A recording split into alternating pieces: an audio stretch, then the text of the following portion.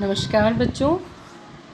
आज जो हम पाठ पढ़ने जा रहे हैं वह है पाठ 5 दोस्त की पोशाक। दोस्त की पोशाक जो पाठ है वह मित्रता पर आधारित है। देखिए, सभी जो आपको अपना मित्र कहते हैं वह आवश्यक नहीं कि आपके मित्र हों। तो मित्र भी भिन्न भिन्न प्रकार के होते हैं। अतः यह जो पाठ है यह भी एक प्रकार की मित्रता पर ही आधारित है। और यह मित्रता किस प्रकार की है, चलिए पाठ पढ़ते हैं। इसमें जो मुख्य किरदार हैं, जो मुख्य पात्र हैं, वो दो लोग हैं, नसरुद्दीन और जमाल साहब। चलिए पढ़ना शुरू करते हैं। एक बार नसरुद्दीन अपने बहुत पुराने दोस्त जमाल साहब से मिले। अपने पुराने दोस्त से मिलकर वे बड़े खुश हुए। कुछ देर गपशप करने के बाद उन्होंने कहा, चलो दोस्त मोहल्ले में घूम आए।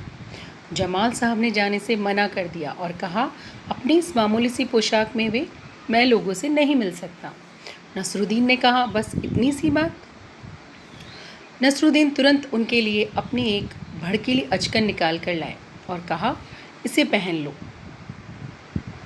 तुम खूब अच्छे लगोगे, सब देखते रह जाएंगे। बंधन कर दोनों घूमने निकले। दोस्त को लेकर नसरुद्दीन पड़ोसी के घर गए। चलिए पहले यहाँ तक समझ लेते हैं। जैसा कि पाठ में बताया गया है कि नसरुद्दीन बहुत समय बाद अपने एक मित्र से मिले और मित्र का नाम क्या था, जमाल साहब। जमाल साहब से मिलके वे बहुत खुश हुए। दोनों थोड़ी देर बातचीत करी। गपशप का अर्थ होता है बातचीत करना। बातचीत की। फिर नसरुद्दीन ने उन्हें कहा कि चलो मैं तुम्हें अपने मोहल्ले में घुमा लाता हूँ।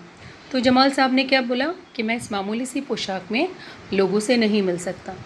बिल्कुल ये एक साधारण सी बात है कि हर इंसान अपने आप को अच्छा प्रेजेंट करना चाहता है, अच्छा प्रस्तुत करना चाहता है, अच्छा दिखाना चाहता है। इसीलिए जब उन्होंने अपनी मामूली पोशाक देखी कि मैंने साधारण से कपड़े पहने हुए हैं, तो उन्होंने जाने से मना कर दिया। तो जमाल साहब ने उनकी सहायता किस प्रकार करी कि वह उनके लिए अपनी भड़कीली अचकन निकाल कर ले आए और कहा, इसे पहन लो, और दोनों फिर घूमने निकल पड़े। तभी नसरुद्दीन ने पड़ोसी से कहा, ये मेरे ख़ास दोस्त हैं जमाल साहब, आज कई सालों बाद इनसे मुलाकात हुई है। वैसे जो अचकन इन्होंने पहन रखी है वह मेरी है। यह सुनकर जमाल साहब पर तो मानो घड़ों पानी पड़ गया। बाहर निकलते ही मुंह बनाकर उन्होंने नसरुद्दीन से कहा, तुम्हारी कैसी अक्ल है, क्या यह बताना ज़रूरी था कि अचकन तुम्हारी ही है? तुम्हारा पड़ोसी सोच रहा होगा कि मेरे पास पहनने के कपड़े हैं ही नहीं। देखिए, जब हम किसी से अपने मित्र का परिचय कराते हैं तो हम उसका नाम बताते हैं, उसका व्यवहार बताते हैं, ये बताते हैं कि वह इंसान कैसा है, लेकिन हम उसके कपड़ों के बारे में बात नहीं करते हैं, क्योंकि कपड़े कोई परिचय का आवश्यक भाग नहीं है।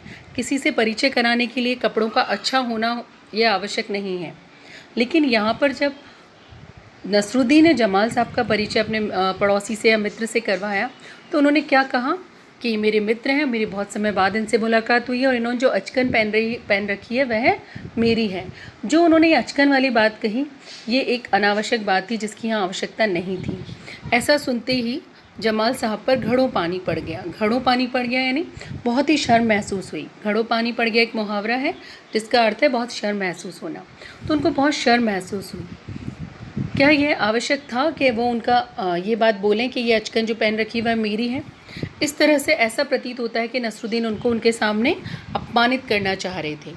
चलिए आगे देखिए, यहाँ एक मैंने आप ही की पुस्तक से एक पिक्चर निकाली, एक तस्वीर निकाली, एक चित्र दिखाया है जिसमें दोनों मित्र बात कर रहे हैं और जमाल साहब उन पे नसरुद्दीन पे गुस्सा कर रहे हैं।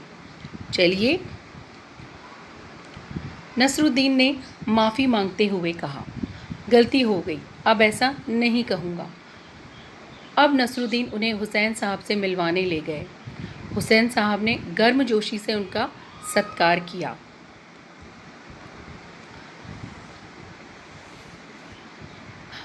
जब जमाल साहब के बारे में पूछा तो नसरुद्दीन ने कहा, जमाल साहब मेरे पुराने दोस्त हैं और इन्होंने जो अचकन पहन रखी है वह इनकी अपनी ही है। जमाल साहब फिर नाराज़ हो गए, बाहर आके बोले, झूठ बोलने को किसने कहा था तुमसे? अब की बार फिर से नसरुद्दीन ने जमाल साहब का परिचय अपने एक अन्य पड़ोसी से करवाया, लेकिन फिर से उन्होंने परिचय करवाते वक्त जमाल साहब से अचकन के बारे में बात की। जमाल साहब का परिचय करवाते वक्त अचकन के बारे में बात करने की आवश्यकता थी नहीं। ये बात मैं पहले भी बोल चुकी हूँ। तो जमाल साहब नाराज़ हो गए। उन्होंने बोला कि तुमने अचकन के बारे में क्यों बोला? तुम्हें क्या आवश्यकता है झूठ बोलने की? यह कि अचकन मेरी ही है।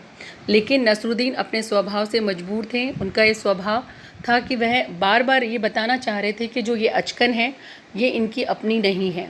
ये बात वह बार बार दिखावा कर रहे थे कि मैंने इनको अपनी अचकन पहनने के लिए दी है। चलिए आगे बढ़ते हैं। क्यों? नसरुद्दीन ने कहा। तुमने जैसा चाहा मैंने वैसा ही तो कहा। पोशाक की बात कहे बिना काम नहीं चलता है क्या? उसके बारे में न कहना ही अच्छा है, जमाल साहब ने कहा। जमाल साहब को लेकर नसरुद्दीन आगे बढ़े। तभी एक अन्य पड़ोसी मिल गए। नसरुद्दीन ने जमाल साहब का परिचय उनसे करवाया। मैं आपका परिचय अपने पुराने दोस्त से करवा दूँ। यह हैं जमाल साहब, और इन्होंने जो अचकन पहनी है इसके बारे में चुप ही रहूँ तो अच्छा है। देखिए फिर से उन्होंने अचकन के बारे में बात करी। मेरे ख्याल से जो नसरुद्दीन जी थे वो इतने मूर्ख नहीं थे।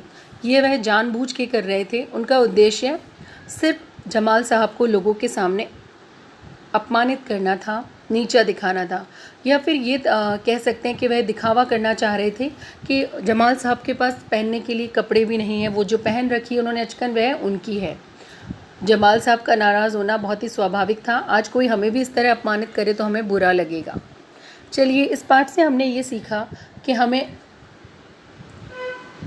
अपने मित्र के साथ अच्छा व्यवहार करना चाहिए। यदि हमने उसकी सहायता की भी है तो उसका दिखावा नहीं करना चाहिए।